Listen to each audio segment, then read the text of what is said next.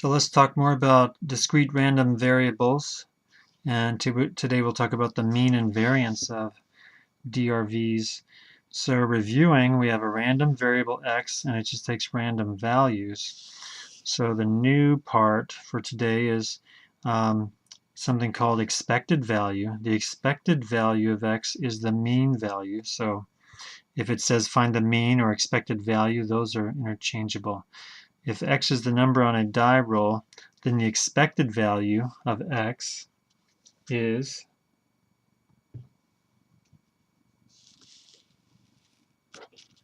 calculated like this. The expected value of x, and this is a capital X when you write it like that, you take the outcome times its probability. So we have on a die, we could roll 1, and the probability is 1/6. We could roll a 2, and its probability is 1/6. 3 times its probability. Every outcome times its own probability, and we get the expected value when we roll a die to be 3.5. Here's a formula, and it just means summation means add up. That's why we have all these additions. And it has the value of x times its probability. So if we just think about what each part means, then this will make more sense. But we can just write it like that. We don't have to write it like that for now. Mean, median, and mode. So the mean is the expected value. The median would be the middle value, and we have to think about that a little differently when we look at this. So let's look at the mean is the expected value of x. So we have the value times the probability of that value. We have the next value times its probability, 3 times its probability, 4 times its probability, and that adds up to 3. The median, here's a way to think of the median.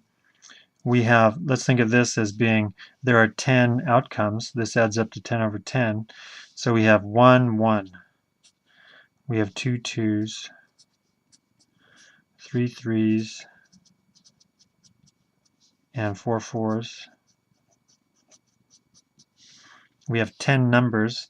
There are 2 middle numbers, so we can go out 1, 2, 3, 4, 5. 1, 2, 3, 4, 5. So we take the mean of those 2 numbers, which is 3. So the median is 3. And the mode is the one that happens the most, or the most probable. So we can just see right here the one that happens the most is 4.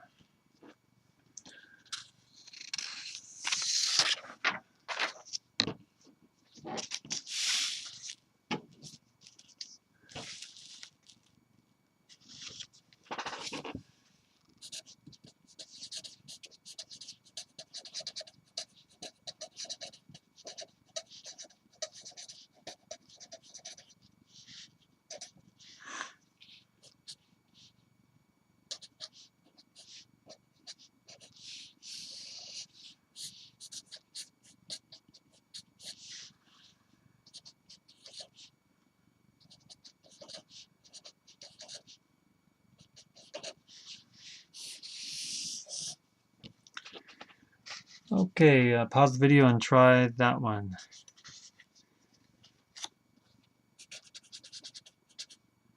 The mean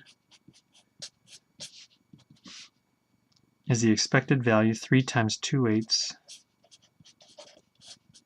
4 times 3/8, 5 times 2/8, 7 times 1/8, and we get 4 and 3/8.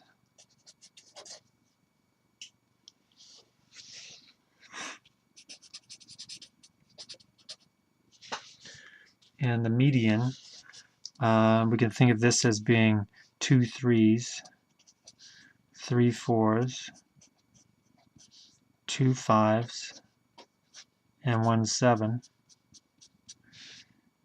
We have 8 numbers, so we go 1 2 3 4, 1 2 3 4, and that means the middle number is 4.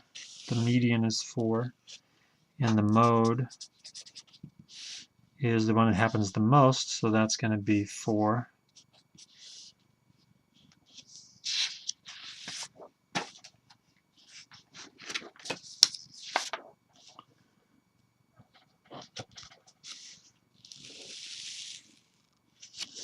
Okay, we have a property of expected value. If we have the expected value of AX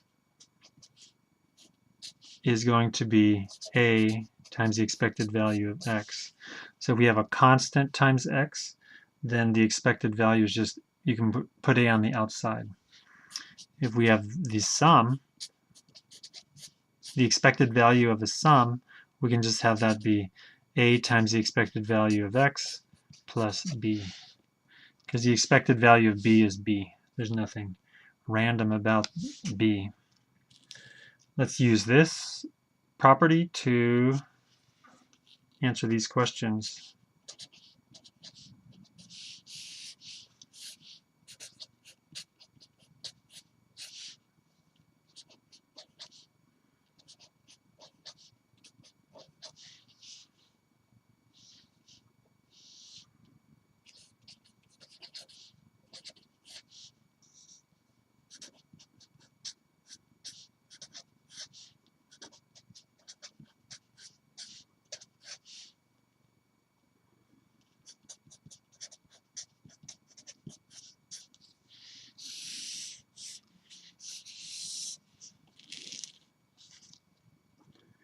And we can just use that formula.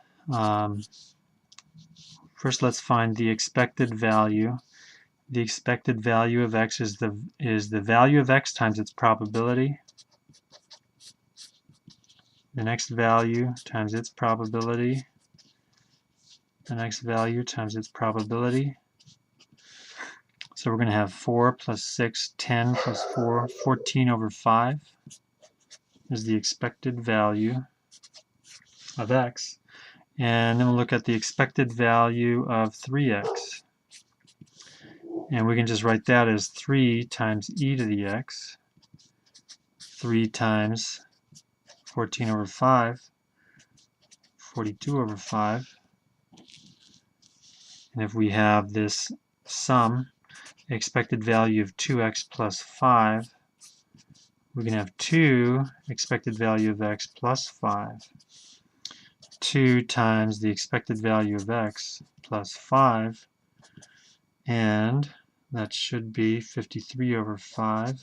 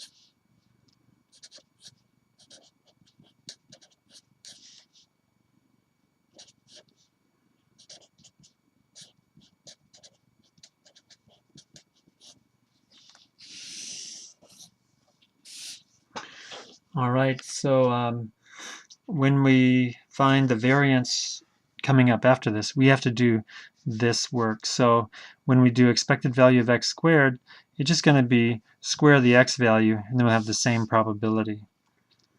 So pause the video and try these. The expected value of x is going to be 0 times 1/6, 1 times 1/2, 2 times 1/5, 3 times 2/15, and that equals 1.3. The expected value of x squared, we're just going to do the same thing, but now we square all of the x values. 0 squared, 1 squared, 2 squared,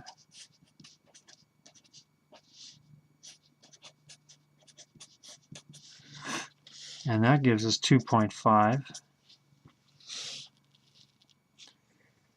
Then when we look at the expected value of that sum, we can just break it up as the expected value of x squared 3 times the expected value of x minus 1. The expected value of x squared is 2.5. The expected value of x, 3 times 1.3, and we get 5.4.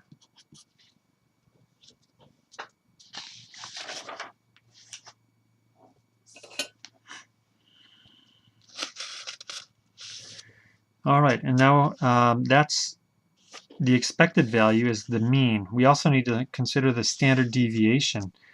So let's look at the formula and a little bit of where it comes from.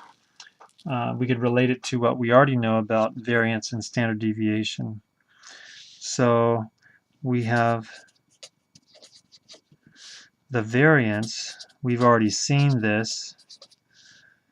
The variance is an x value minus the mean squared plus the next x value minus the mean squared all the way up to however many x values we have, and we divide by the number of x values. That's the variance. If we did the square root, that would be standard deviation. Let's see how this compares to discrete random variables. So the variance of x with a discrete random variable looks like this. It's the expected value of x minus the mean squared. And from this, we can expand it. We're not going to go through the derivation, but we end up with, after we do some algebra, we'll end up with the expected value of x squared minus the expected value of x squared. We can also think of it as the expected value of x squared minus the mean squared, and maybe that would be easier to remember because up here you might forget where the squares go. So what happens is when we look at it this way, we do a bunch of algebra and we'll come up with this formula, and that's what we need to remember for the variance. Remember that that's the variance, and then for the standard deviation we'd have to do the square root of that. So coming back up here just to see how this gets started, the expected value of something is going to be the value times the probability of that outcome. Then we have the next value times the probability of that outcome. And that's how it gets started. Where we do that, we start distributing, combining, we eventually get down to this, but that's all we need to know.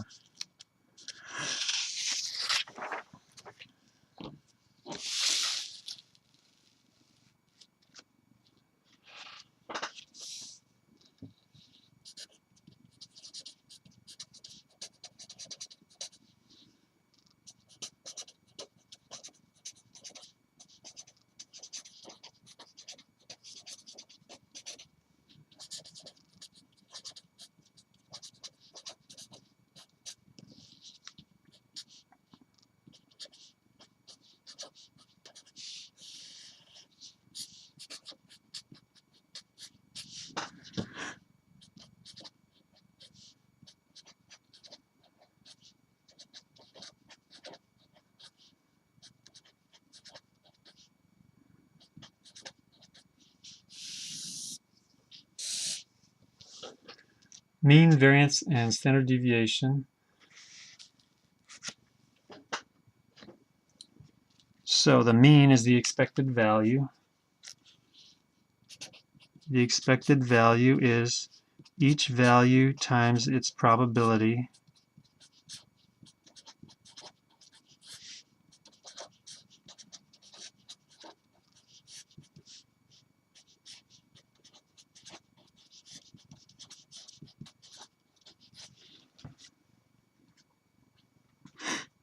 And we see that because we have these negative values, we have this negative and that positive, that'll be 0, negative and positive, 0.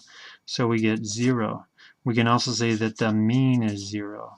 The expected value is 0, the mean is 0. The variance is going to be the expected value of x squared minus the mean squared. So we have to find the expected value. We have to find the expected value of x squared and then subtract 0. So when we look at the expected value of x squared, we just square. It's all the same, but we square the values of x, and then that'll be the sum. So we have negative 2 squared, the probability of negative 2, negative 1 squared, and probability. We won't write that, that's 0. So let's go with that squared.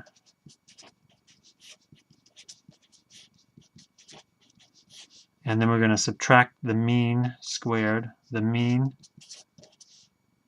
and that ends up being 1/2. Standard deviation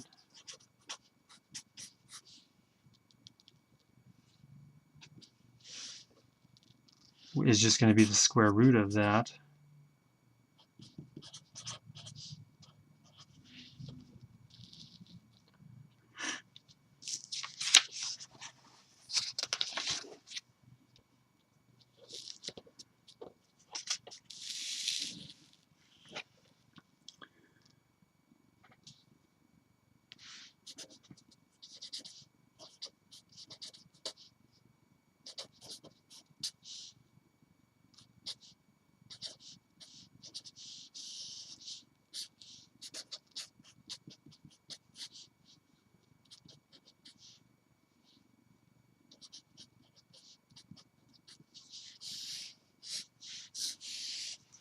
So to find the standard deviation, we need to find the expected value of x, the expected value of x squared, and then the variance. So pause the video and try this one.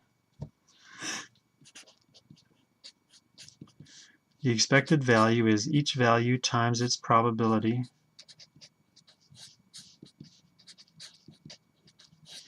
(0 plus 1/2 plus 1/2). So we know the expected value is 1. Let's find the expected value of x squared. So that'll be 0 squared times 1/4, 1 squared times 2/4, 2 squared times 1/4. And we end up with 6 over 4.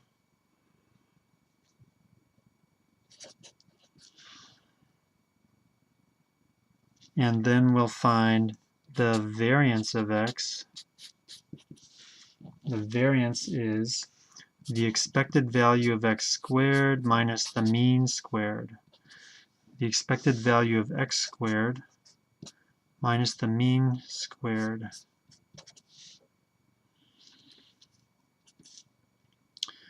So we have 36 over 16, and let's call that 16 over 16. 20 over 16, and that is divided by 4, 5/4. And then standard deviation is the square root of that. All right. I have a different answer in my notes, so let's just make sure that this is correct. Expected value, we have 2, 2, that's a 1. Square all the x's, we get 2/4, and that's going to be 4 over 4, 6 over 4. So we have 6 over 4 minus 1 squared, 36 over 16. Okay, I'm going to go with that. Standard deviation. Maybe somebody will get extra credit if you see a mistake.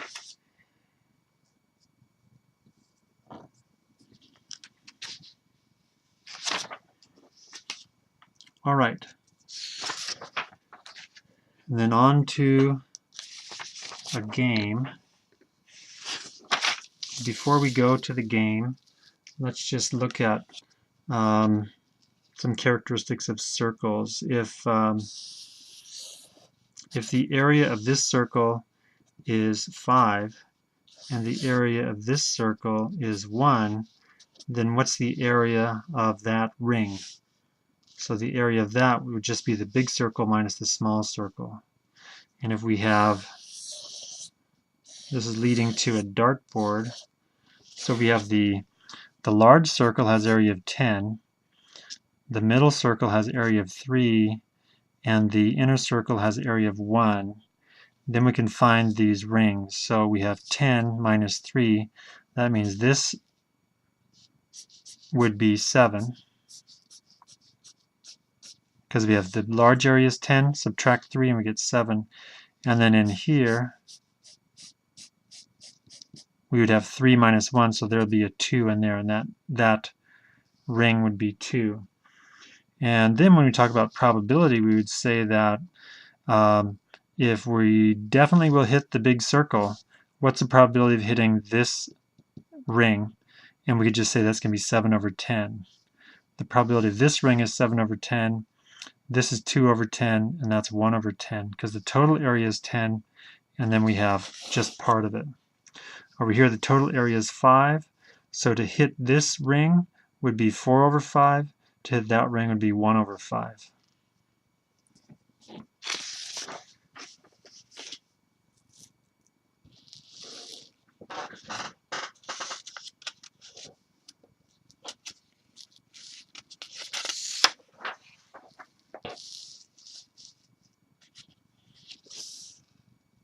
Okay, we have a dartboard.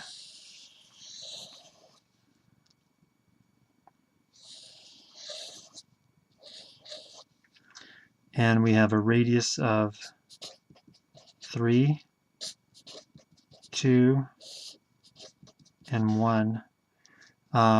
If your dart lands here, you would win $4. Here is $6, and here is $8. If the dart lands, if you miss the board, then you pay $7. All right. The probability of missing the board is 0.5. So you'll hit the dartboard half the time.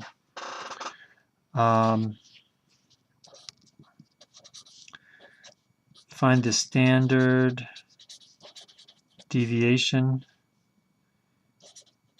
and expected value of winnings. How much money will be won? So we have to look at this as we have to find represent it with a random variable, and the random variable can have values of 4, 6, or 8, or -7. So we have the random variable values, and now we just have to look at the probabilities. We already know that half the time it'll land out here, so now we have to look at the area using the radii, look at the areas of the circles, and find the probabilities of hitting each part of that. So we have area outer circle is going to be pi r squared. And then we'll do area of middle circle. Area of the middle circle, pi r squared. And then the inner circle is going to be pi 1 squared.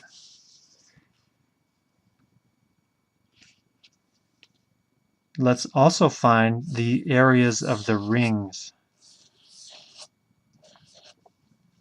So if the whole circle is 9 pi, and then this inner circle is 4 pi, we know that this area, the area of that ring is 5 pi, And then here we have 4 pi minus 1 pi, so that ring is 3 pi.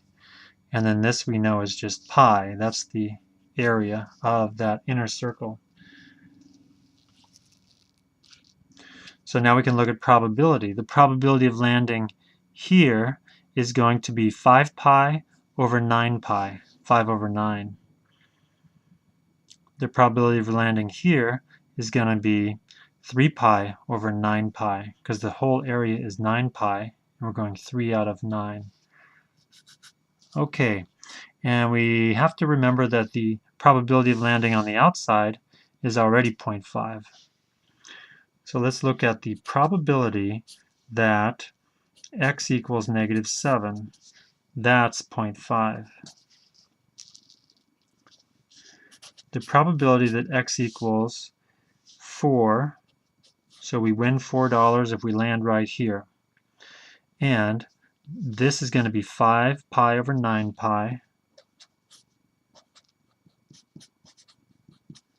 But it's not just 5 over 9, because half of it is already used up out here. So it's really going to be 0.5, which is the probability of hitting the whole circle, times the probability of the 5 over 9. So that gives us 5 over 18. And the probability of x equaling 6 is still going to be the half, because we have a 0.5 probability of not hitting, we have a 0.5 probability of hitting the circle, and then within the circle, the dartboard, we have 3 over 9, 3 pi over 9 pi, and that gives us 1 over 6. Probability of winning $8 is going to be pi over 9 pi, and that's 1 over 18. All right, let's make a table. X has the values of -7, 4, 6, and 8. Probability that x equals x, we already calculated those, and that's going to be 0.5. 5 over 18, 1 over 6, 1 over 18. And then we can just calculate the expected value of x is the value times its probability, the value times its probability,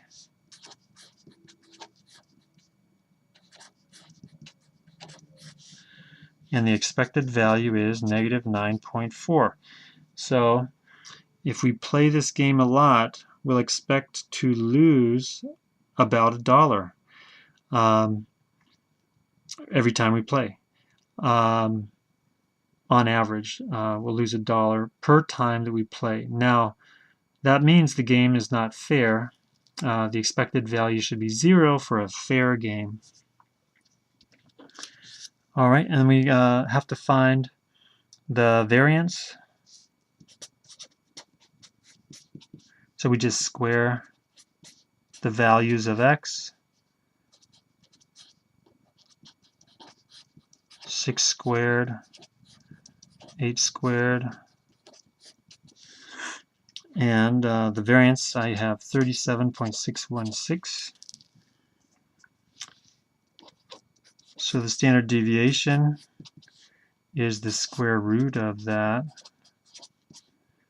and we get 6.133 standard deviation. And that just means it's $6. The standard deviation is $6, so if we estimated it, we could say we expect to lose about $1, but maybe about 70% of the time we might make $5 or might lose $7. So we could go up about $6 from here or down $6 from there.